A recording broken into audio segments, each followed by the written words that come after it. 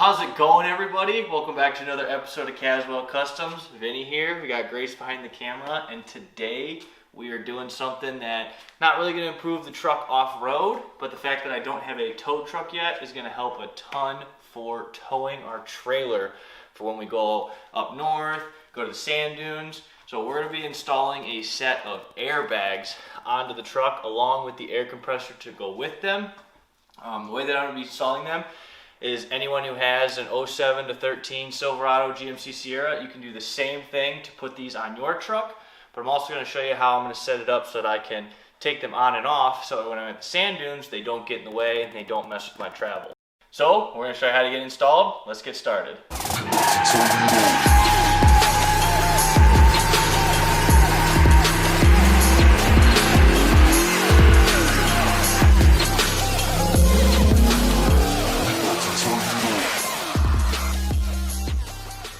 Alright, before we get started with the install of the airbags, I'm super excited. We have our first giveaway for the channel. So we're going to be giving away this steering wheel that we installed in a previous video from ccnorcal.com. So if you are interested in getting entered into getting this steering wheel, stick around to the end of the video. So here's all the parts laid out. This is everything that we have for the kit. So I bought all the stuff from Airlift. I got it all on Amazon. So if you're interested in doing this, I will provide all the parts in the description. But we've got our airbags here, airlines there, dishes, brackets. I've got more brackets for the other stuff. They're posted up over there, but this is most of the stuff. The actual control unit. You don't have to use the compressor system if you don't want to buy that. You can upgrade to it later. You just have to manually inflate the airbags, whatever you need from a compressor externally. I just wanted to have this all in one kit. That way when I get to the sand dunes, I can let all the air out of them, disconnect them, go have fun on the sand dunes, and then at the end of the day when I get to the trailer home, hook them back up. So that's why I went with the air compressor. But if you're just going to keep them stationary, set at a certain inflation, you don't have to do the compressor, but I recommend it. So there's all the parts. Let's get started. So this is the wiring harness that comes with the kit. This is from the air compressor, so I'm going to go ahead and run this first. That way I know roughly where I want to mount the actual control unit. So, just going to uncoil this. And I would recommend using some kind of plastic sheathing to help protect this.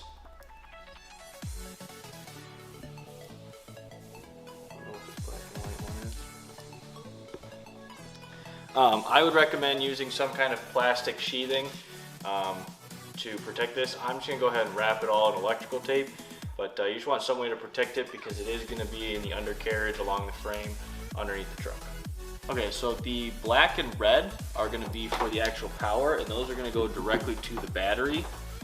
This pink is going to go to your external power or fuse tap. If you're doing a fuse tap, you want to go to something that is on an ignition source. That way it'll only come on when the ignition key is turned. Mine, I'm going to be going to my little 6-gain controller.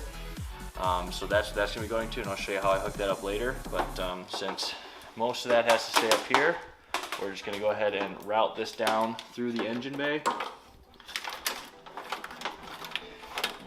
And then we're going to run it along the frame. Plug is what's going to that control unit that we're going to mount in the back, so I'm just running it along the frame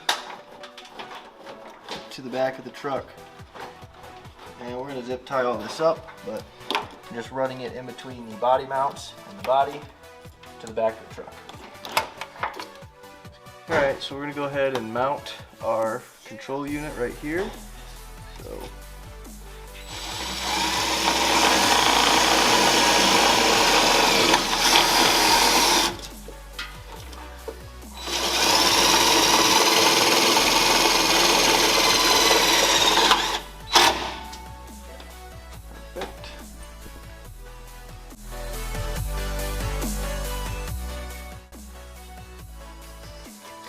perfect. So this unit will now plug directly into here.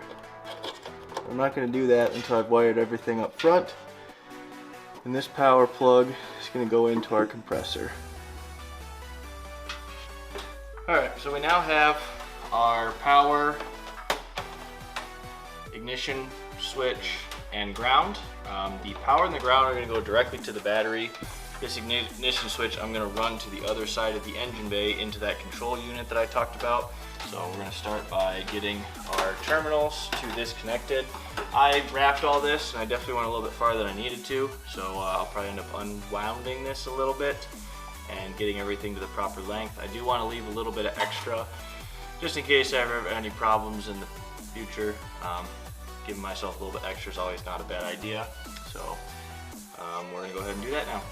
So this is the control unit that I want to put it to, so I have buttons that control relays that will control that unit, being able to turn it on and off. The other option is do it to a fuse tap, which I can show you inside the fuse box as well, but I'll show you where I spliced that in.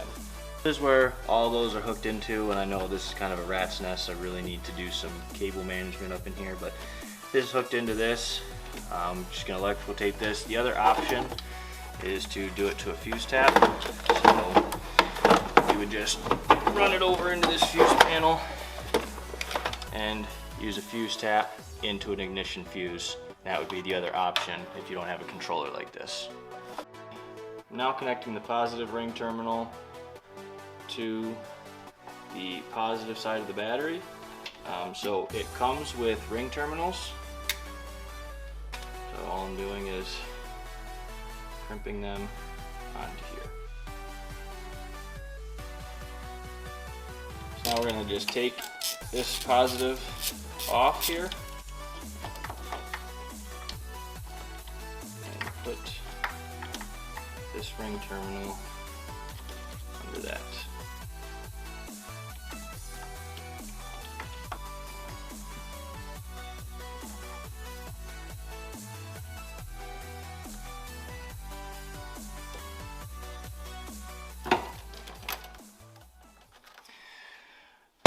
Alright, so we've got our power to the positive, we got our ground to the negative.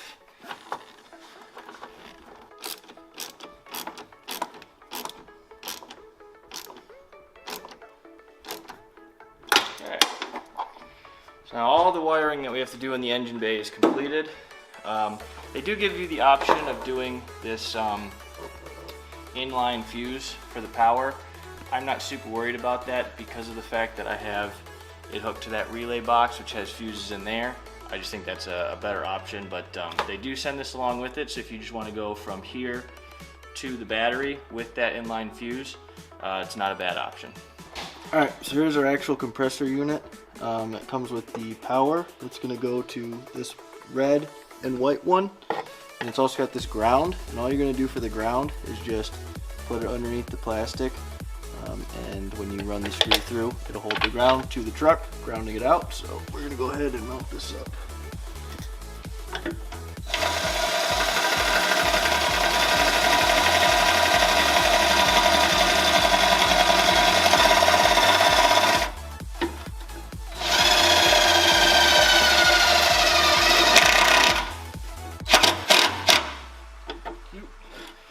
Okay, now that it's started, now I can do this one.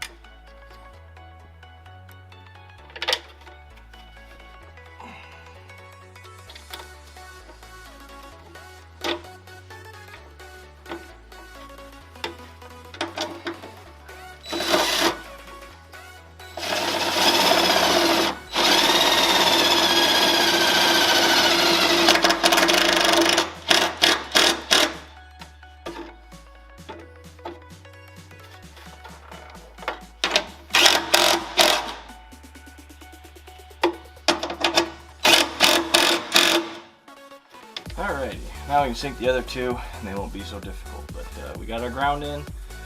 Now this is going to be connected to this in a moment. Boom shakalaka! The way the instructions explain it, they just said go ahead and just clip off this this connector they have. Unless you have an identical connector, you can just add it to this, but because this is going to be pretty much a fixed line, I'm going to want to do it separate and just get this all up in here and then zip tie it up out of the way. But we're going to go ahead and just use a splice and make it permanent.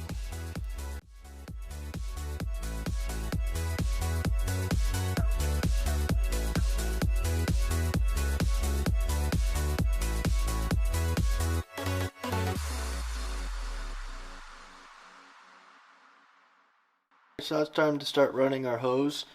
So we're going to go ahead and just push this onto the compressor.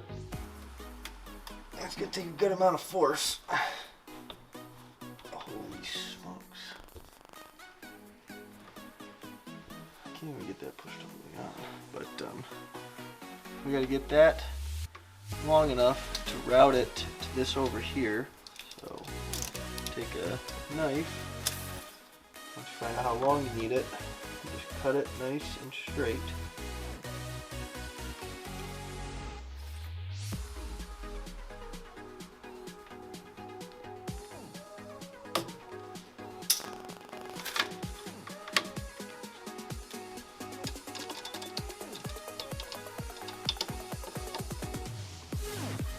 Just route it in there.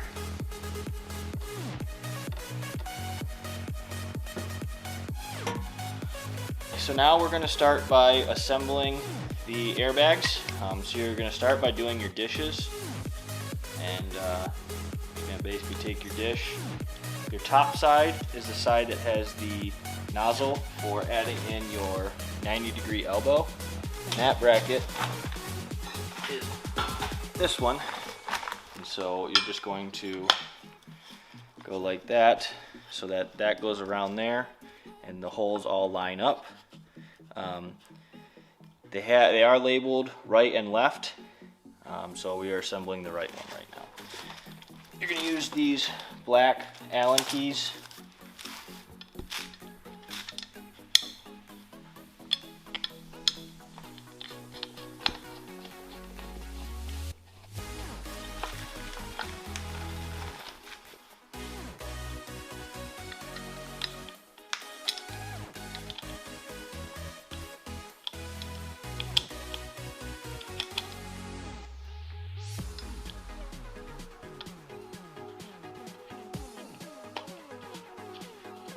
That once you get them started,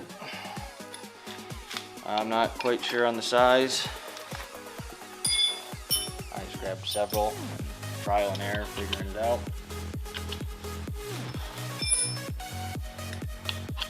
There we go.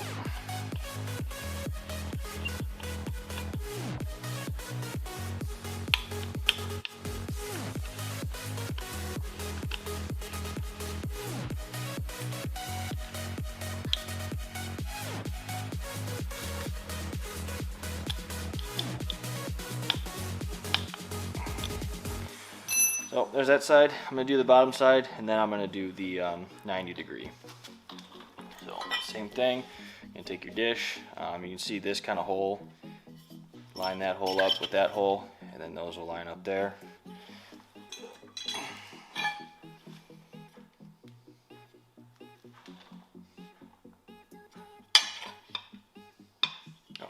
These face downward, and you can see that they're actually bezeled out, and that's how you know which side the screw has to go into.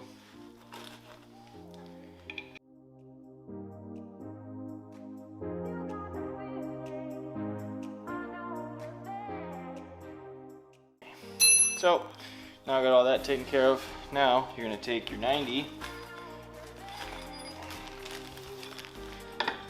and it's already got some Teflon tape on it. So all you're going to do is just start it, and then it is a 1/2-inch wrench.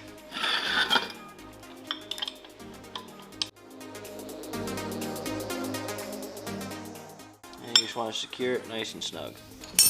So that's how you assemble those all the way. Now we're going to show you how to get it in the truck. So you're going to feed the bag into here, and the side that has the U-bolt connections is going to go towards the front. Like I said, they are labeled left and right. You're gonna have to feed this bolt in through this hole and down through this. It's not exactly super easy, but not the worst thing in the world. So we just have it started. And then up front, you're just gonna feed the U-bolt over the frame into here. And then once we get both sides, we're gonna go ahead and lower the truck so we have it lifted up right now. And then that way we can run our connectors that go from this to this. So we're gonna go ahead and get the other side in, lower the truck down. You do have to remove the factory bump stops. Mine were super corroded, so I ended up having to cut them off with a Sawzall, but it's supposed to be a 15mm bolt. Your experience may vary, but I had to cut them off.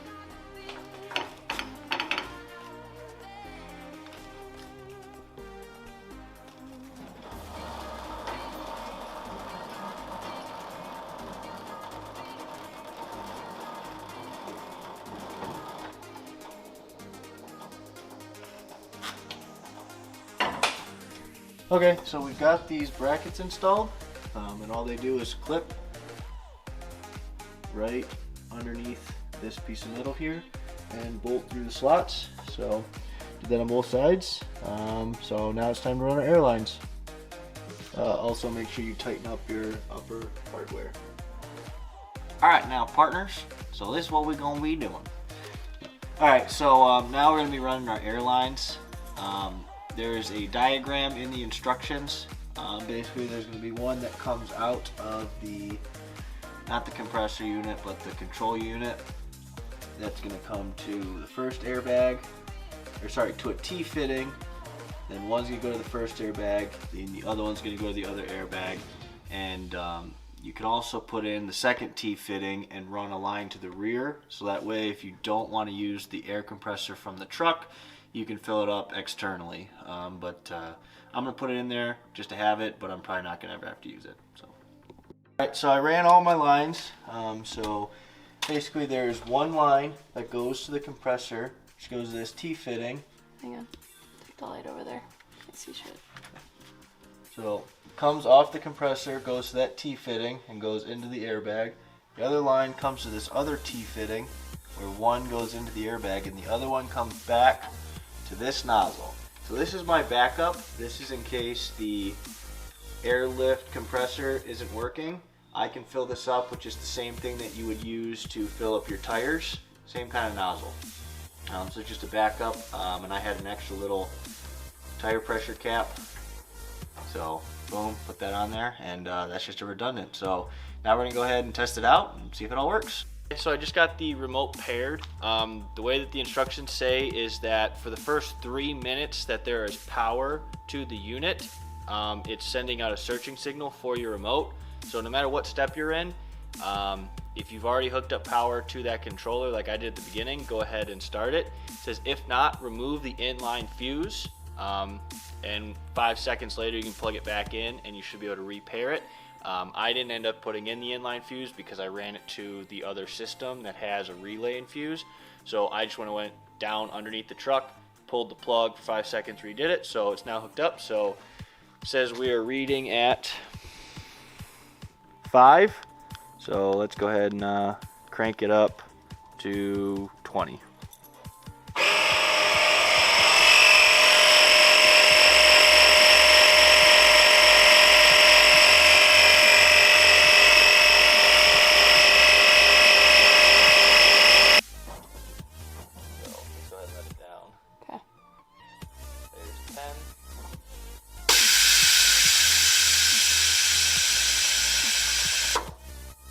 That's so cool. Can you see it at all? Or No. You want to grab the light? No, I can see it. It just doesn't. There's no movement. Still recording. Mm-hmm. Okay, so now the real test. I'm going to go ahead and hook it up to our big trailer and see how it reacts when we jack it up, because that's what this is really for, is for me to be able to still tow with the pre-runner, make it a tow runner, and tow the trailer. So let's test it out. Okay, so I've got it set about 30 right now, so I'm going to take it back to 5, which is pretty much no air really in there. And then you see, start sagging big time. And when we go to 5, I'm basically sitting on the lowest point of my shocks. So now let's go up to 35.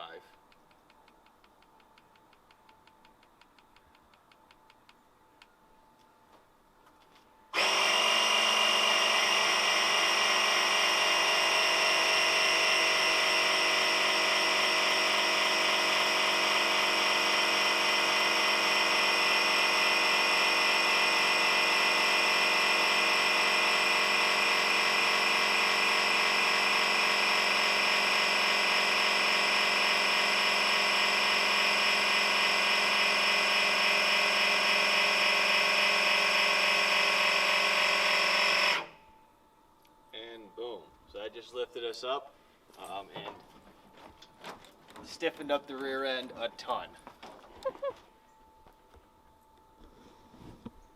Good job. Thanks.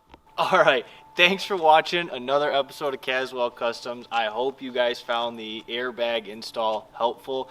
It's going to be a huge difference for when I have to tow the trailer. It's going to be super awesome. Super stoked for that. So going back up to Silver Lake Sand Dunes next weekend. Can't wait to finally get this thing airborne, so stay tuned for that. As always, please like, share, and subscribe to the video. And like I talked about at the beginning, if you want to find out how to win a steering wheel just like mine, go ahead and subscribe to our YouTube channel, follow us on Instagram, follow CC NorCal on Instagram. I'm going to be putting out a post that you got to tag 3 friends in. So if you do all those things, you get entered in to win that steering wheel. This is going to be running all through October and is going to end on Halloween, October 31st. So go ahead and get entered. Once again, I'm Vinny. Grace behind the camera. I'll see you in the next one. You stole my heart of gold.